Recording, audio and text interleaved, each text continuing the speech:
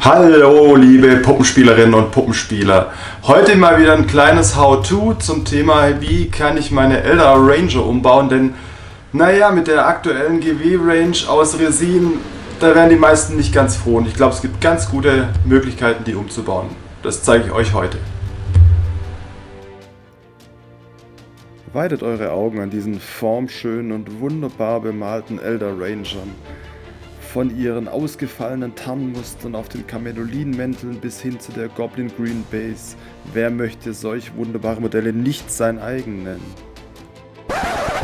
Ist natürlich Quatsch, das sind meine Eldar aus der zweiten Edition aus den 90er Jahren, mit denen ich damals Warhammer angefangen habe, und ich glaube, die aktuellen Modelle gefallen uns allen viel, viel besser.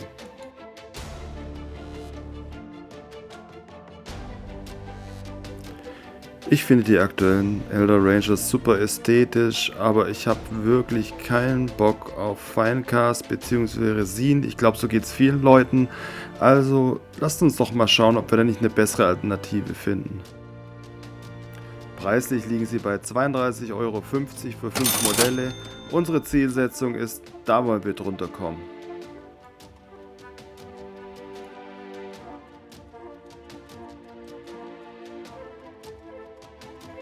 Als Basis für den Körper benutzen wir den Age of Sigmar Bausatz für die Eternal Guard bzw. die Wildwood Ranger.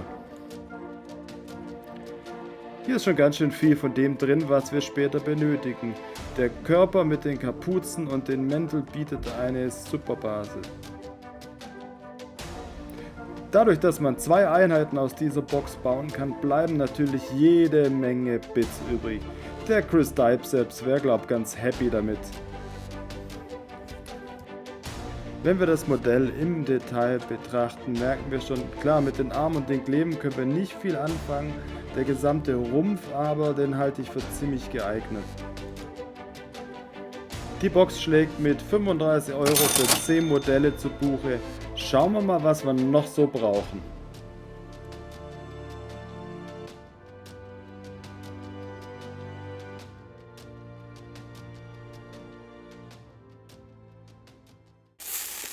Wenn wir den Spare Bits Check machen, da bin ich natürlich total begeistert. Da bleibt so viel übrig auf der Box und ich habe so viele Ideen, was man daraus alles bauen könnte. Und ein paar Sachen zeige ich euch auch noch am Ende.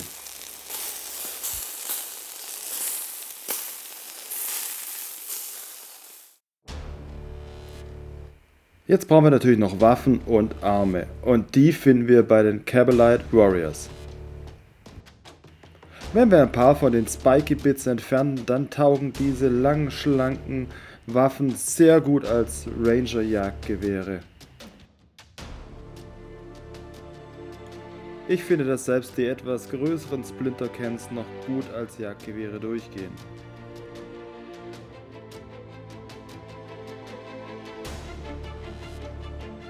Preislich sind die Cabalite Warriors bei 28 € für 10 Modelle ein echtes Schnäppchen. Aber wenn ihr euch online umschaut, bekommt ihr sie bestimmt noch für einiges billiger. Die Warriors sind nämlich in einigen Sets enthalten, unter anderem der neuen Combat Patrol Box. Auch hier sind wir beim Spare Bits Check relativ zufrieden, denn es bleibt ja sehr viel übrig für weitere Umbauprojekte. So, was bekommen wir, wenn wir das alles zusammenwerfen? Ich habe euch da schon mal was vorbereitet. Hier seht ihr meine Ultra Rangers, mit denen ich ganz zufrieden bin.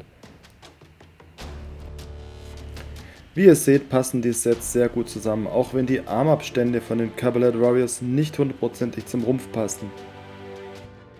Mir hat es aber keine allzu großen Probleme bereitet und ich kam ohne Green Stuff aus.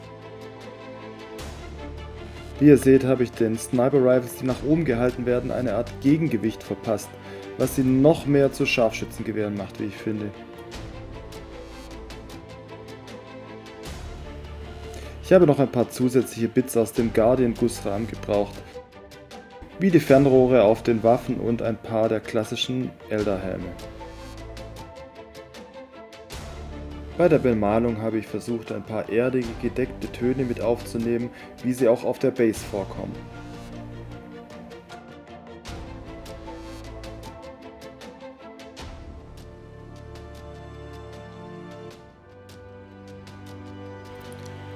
Hier seht ihr den Kollege mit der Splinter Cannon nochmal. Ja, er ist jetzt nicht der schönste von allen, aber ich finde, er integriert sich ganz gut in die Truppe. Irgendjemand muss man ja als erstes als Verlust entfernen.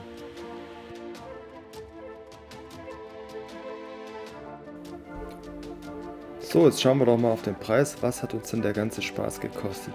Wir liegen jetzt bei 31,50 für 5 Modelle und somit haben wir unser Ziel erreicht, knapp unter den Resin-Modellen zu bleiben. Die paar extra Bits aus dem Guardian-Rahmen habe ich jetzt nicht mitgezählt.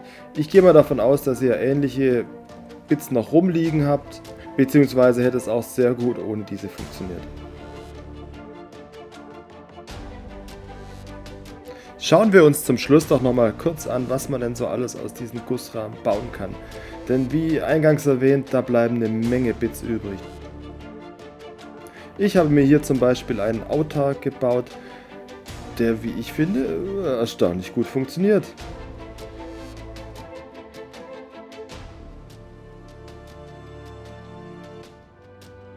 Auch noch sozusagen Rave in Progress haben wir hier den Rave Seer, der einige der klassischen Elfenteile enthält. Die Rune auf der Hand habe ich aus einem Kopfschmuck geschnitzt und das Schild am Lendenschutz kommt auch aus dem Fantasy-Gussrahmen. Habe ich gerade Fantasy gesagt? Age of Sigmar natürlich. Und die Kleben taugen wunderbar, um aus dem Schwert ein Speer zu machen.